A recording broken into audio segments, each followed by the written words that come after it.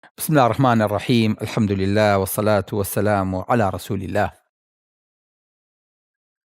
کورت پەنجێکی جوانی فەرمووە کە فەرمێت ژیری بە گەورە و بچووکی نییە. ئەم پەندە پێمانەڵێت کە مەرج نییە هەمووی کە ئەوەی کە گەورە بوو عەقڵیشی گەورە بێ، ئەوەی بچووک بوو عەقڵی بچووک بێ. ئەمە وامان لێ ئەکات کە لە زۆر شتا گوێ لە مناڵەکانمان بگرین و مناڵ لەناو مەجلیسی ئێمەیە خاوەنی ڕەع بێ، خاوەنی دەربڕین بێ، خاوەنی شوێن بێ و دانیشتن بێ، خاوەنی بڕیار بێ، گوێیان بۆ بگرین، ڕێزیان لێ بگرین و وەکو پێویست وەکو گەورەیەک مامەڵەیان لەگەڵا بکەین، چونکە مەرج نییە. خەڵکێکی گەورە هەیە بچۆ مەجلیسەکەیەوە، دانیشە سەری مەجلیسیشی ئاوا داگیر کردووە، مەجلیسەکەی چییە؟ وەڵا ئەمڕۆ بۆ ئەو ژەمانە ئەوەم خوارد. سێژەمەکەی خۆی دانیشە بۆ ئەو خەڵکە ئاجێڕێتەوە چی کردووە. ئەمە هەموو عەقڵی ئەم پیاوەی لە ورگایەتی. عەقڵی ئەم پیاوە با هەفتاش بێ، عەقڵی مناڵێکی 7 ساڵە. بۆیە ناکرێ مناڵ گوێی لێ نەگیرێ بە حوکمی ئەوەی کە وەڵا ئەمە مناڵە هیچ نازانێت. ئێمە لە دینەکەمانە خوای گەورە ئەمەی فێر کردوین. کاتی خۆی دایالۆگێکە بوو لە ئینگلیزییا فێریانەکردن، لە منهەجی ئێمەیە هەبوو ئەیانوت let the boy speak، وازە مناڵەکە بێنە با قسە بکە.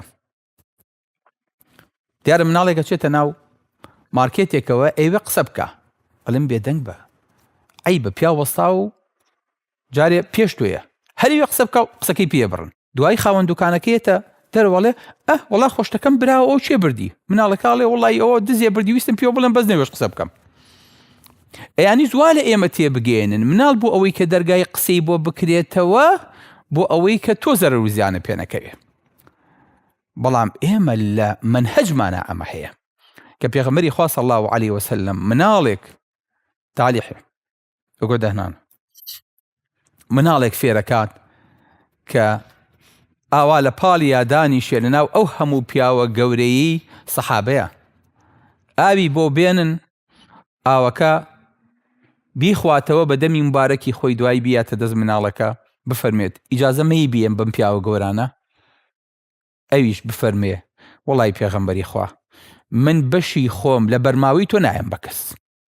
سەیری ئەم عەقڵەکە. ئەمە لە کوێیا دروستە بێ؟ ئەمە لە مەجلیسی پیاوا دروستە بێ. بۆیە مەفروضە مناڵ بخێنە ناو مەجلیسی پیاوانەوە. زوهریە فەرمێت بە مناڵەکانە فەرمێ خۆتان بچووک مەکەنەوە. کاتی خۆی عومەری کوڕی خەتاب ئەگەر کارێکی گەورە بهاتایەتە پێشەوە، مناڵی بۆ کۆ کردەوە پرسی پێکردن، عەقڵیانی هەڵەسەنگان هەندێک جار بە جۆشێکردن. لەبەرەوە نەکەن ئەوە خۆتان بە بچووک بزانن قسە نەکەن. بۆیە لە مەیسەکان ئەیوو فەرموو بیڵێ قسەکە بکە، شەرم مەکە. جارێکیان هەتا ئیبن عەباس کە وای لێ هاتبوو لە مەجلیسەکانی پیاوە گەورەکانە ئیبن عومەر سەحابەکانی تر کە زۆر مناڵ بوون ئەهاتن دانیشتن، جارێکیان سەحابەکانی تر تەحەمولیان نەکرد، وتیان عومەری کوڕی خەتاب ئەخە تۆ مناڵە چی هێنیتە مەجلیسی ئێمەوە؟ ئیبن عەباس زۆر بچکۆلە بوو. ئەڵێ چی بکەم یعنی باشە؟ تێ ئەگەر وایە ئێمەش مناڵی خۆمانەیەنی با لە مەجلیسەکانە مناڵەکانی ئێمەشی تیا بێ، بۆ هەر ئەم مناڵانە ئەهێنی تۆ؟ ڕۆژێکیان کۆی کردنەوە فەرمووی پرسیارێکم هەیە. ئیبن عەباسە فەرمێ زانیم پرسیارەکە بۆ منە. وتی زەحمەت نەبێ پێم بڵێن ئیذا جاء نەسر الله والفتح یعنی چی؟ مجموعەیەکیان وتیان خوای گەورە پێمانەڵێ ئەگەر ئینشاء الله فەتحی مەکەتان کرد و خوای گەورە سەرکەوتنی بەنسیب کردن، فسبح باسم ربك فسبح بحمد ربك واستغفر. ئەوە سبحان الله بکەن و سوپاسی خوای گەورەکەن لەسەر ئەو سەرکەوتنی کە پێی بەخشیون. هەندێکی تریشان وتیان نازانین، هەندێکی تریشان بێدەنگ بوون. ئەڵێ منیش بێدەنگ بووم. وتی ها ئیبن عەباس تۆڵی چی؟ وتم من وای تێگەم لەو ئایەتە خوای گەورە بە پێغەمبەرەکەی ئەڵێت محەممەد ئەگەر فەتحی مەکە کرا یعنی مردنی تۆ نزیک بێتەوە، یعنی تۆ حازر بە بۆ ئەوەی کە ماڵاوایکیت. واللهی 100 جار ئەوایەتە بخوێنیتەوە ئەو معنای تیاشم نابیت. عومەر فەرمی واللهی منیش بەس ئاوای تێەکەم. ئیتر سەحابەکان تێگەیشتن عەقڵی ئەم مناڵە عەقڵێکی بچووک نییە، بۆیە ضرورە لە مەجلیسی پیاوەکانە هەبێ.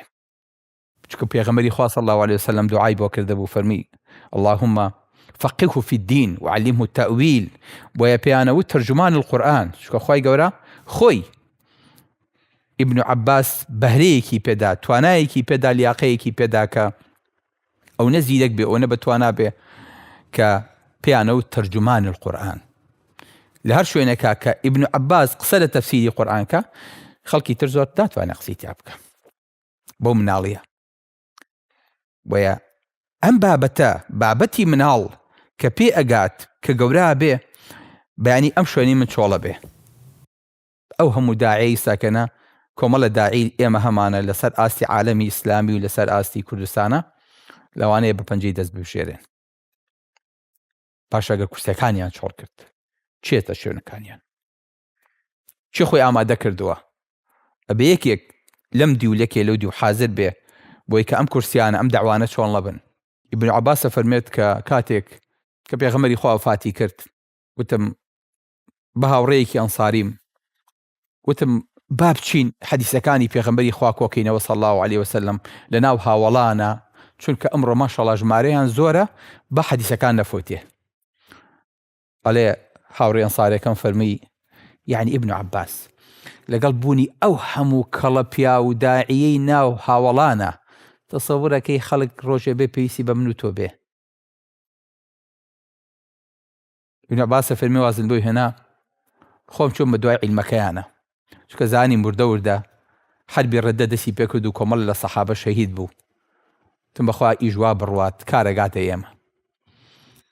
فەرمێ ئەچووم لەبەر دەمی ماڵی سەحابەیەکە ئەباکەم ڕاخست و لەبەر ئەو خۆرە لەبەر ئەو بیابانەیە ئەکەوتم هەتاوەکو ئەهاو بۆ نوێش کە دەرگایە کردەوە ئەی و ئیبن عەباس ئامۆزای پێغەمبەری خوا صلی الله عليه وسلم ئەو بۆ قسە نەکردبێن بۆ ماڵەوە چکە یەک لێر دانیشتویت.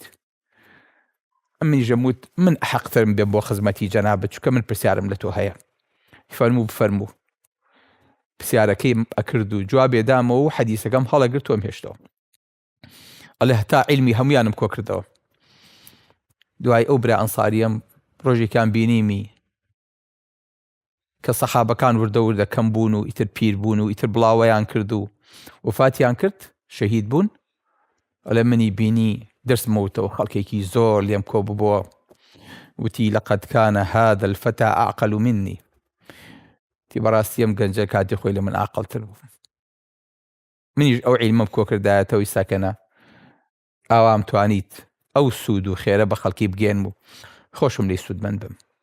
بەڵێ خۆشەویستەکانم بۆ ئێمە زۆر جارەڵین وەڵام مناڵتانە بێ بە 40 ساڵ با دەرنەکەوێ. نەخێر.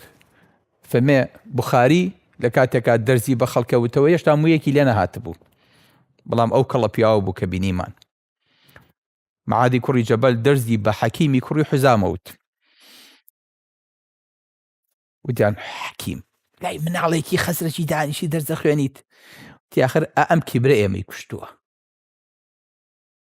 کە ئامادە نین لای مناڵێ دەرز بخوێنین لە کاتێکە ئێمە ئەلف و بێ دینێکی خۆمان نازانین. بۆیە زۆر جار مناڵ ئەگەر نابیغە بوو ئەگەر توانای هەبوو ئەگەر عیلمی پێ بوو ئەبێ پێشخرێ ئەبێ گەورە کرێ بۆ ئەوەی کە ئەم شوێنانەی ناو مەجلیسی موسڵمانان چۆڵ نەبن و هیچ کاتێکیش قیاس نەخینە سەر تەمەن بۆ ئەوەی کە بڵین پێغەمبەری خوا صلی الله عليه وسلم ئەم کەڵە پیاوەی چۆن پێگەیان. هەر لە مناڵیەوە دەستی بەدەستیەوە بوو ئەچووە ماڵی عەباس مناڵەکانی عەباس بما فيهم عەبدوڵڵا بانگی کرد ئەیوو چ ڕاکا بۆ باوشم. ڕاکردنی پێکردن باوشی بۆ گرتنەوە ماچێکردن. فەرمی پێغەمبەری خوا ئاوا باوشی پیاگردم ئەی نووسانم بەخۆیەوە. بۆیە لە ماڵی مەیمونەیە ئیبن عەباس ئەمایەوە چاودێری پێغەمبەری خوایە کرد صلی الله عليه وسلم کە شەو هەڵەسا بۆ شەو نوێژ چاکترین و باشترین صفەتی پێغەمبەری خوا صلی الله عليه وسلم لە نوێژەکانیان لە شەو نوێژە کە ئیجێڕنەوە لێی ئیبن عەباس ئیجێڕێتەوە کا فەرمێ شەوێکیان پێغەمبەری خوان بینی صلی الله عليه وسلم هەستا و زیکری کرد و شەو خەبەری بۆوە من لە ماڵی پورم لە خزمەتی پێغەمبەری خوا صلی الله عليه وسلم دوست بووم سەرەی پورم بوو فەرمێ پێغەمبەری خوا صلی الله عليه وسلم هەستا ئیتر حەدیثەکە ئەجێڕێتەوە کە پێغەمبەری خوا صلی الله عليه وسلم دەستی کرد بە شەو نوێژێکی دوور و درێژ بەقەرەی خوێن ئالی عیمران و نیساییشی پێکەوە ئەم حەدیثە ئەم مناڵەی جێڕێتەوە واتە مناڵێک ئەکرێ نابیغە بێ ئەکرێ بەتوانا بێ ئەکرێ ئێمە ئاوا دروستیان کەین بۆ ئەوەی کە ئەمری کوڕی عاس ئەفەرمێ جارێکیان چۆ ناو مەجلیسێکە و مناڵێکیان لە پشتی مەجلیسەکەەوە دانابوو بەجیان هێشت بوو وەکو لای خۆمانی سەکەنە مناڵەکە مۆبایڵەکە یاتێ ئەی خاتە پشتەوە یاخود لە دوورەوە دانیشێ مناڵەکە بۆی نییە بێتە پێشەوە یانە چێ لەگەڵ مناڵەکانی ترا یاریەکە خۆی مەشغوڵەکە یان سەری تەلەڤیزیۆنەکە ئاگای لە مەجلیسەکە نییە فەرمووی ئەو بۆچی ئەو مناڵتان ئاوا دوورە پەرێز خستووە وا مەکەن فەرمی مەجلیسەکانیان بۆ فراوان کە با مناڵەکان بێتە بینتانەوە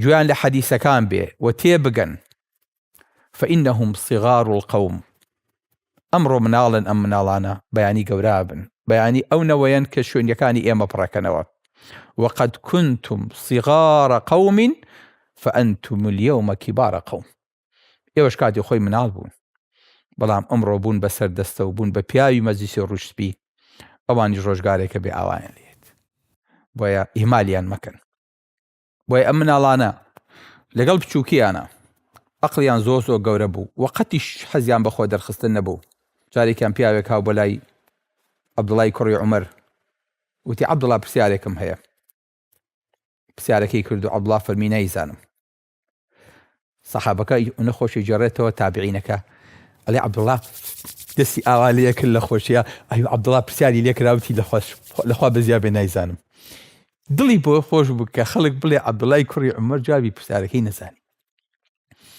کابرا هەلی دووبارە کردەوە وتی عەبدوڵا ڕەحیمەکە الله پرسیارەکە و جوابەکەم وتی کابرا بخۆم بە قەز بێدەنگم تۆ ئازانیت ئێمە کە جوابتانەینەوە خۆی گەورە لە قیامەتا لەسەر جوابەکانی ئێمە پرسیار لە ئێمە ناکە سەیری ئەم عەقڵە گەورەیەکە سەیری ئەم فەهمەکە لەگەڵەوەشا کە ئاوا مناڵ بوون سوبحان الله ئەم مناڵانە خۆیان لێ نەگۆڕاب خۆیان بە شتێ بزانن خۆیان بە گەورە بزانن پیاوێکە فەرمێ لە مەدینەوە هەتاوەکو مەکە هاتم لەگەڵ ئیبن عەباسە هەموو شەوێک هەڵەسا شەو نوێژێ کرد هەتا بەیانی شەو نوێژێ کرد نیوەی شەوە مایەوە لە شەو نوێژە یعنی ئەوە نییە ئەمانە هەروە بە هەوانتە دەستیان کەوت بێ نەخێر چۆن لە ڕووی عەقڵەوە پەروەردە بووبوون ئاوا لە ڕووی ڕۆح و لە ڕووی معنەویشەوە پێغەمبەری خوا صلی الله عليه وسلم نمونەیەک و قودوەیەکی جوان بوو پەروەردەی کردبوون تا فەرمێ ئیبن عەباس دوو خەتی ڕەش ئاوا بە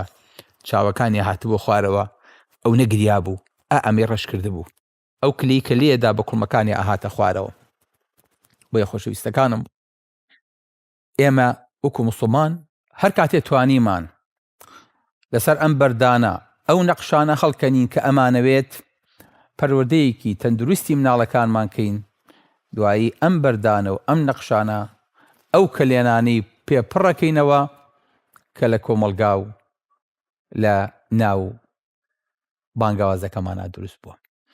السلام عليكم ورحمة الله وبركاته.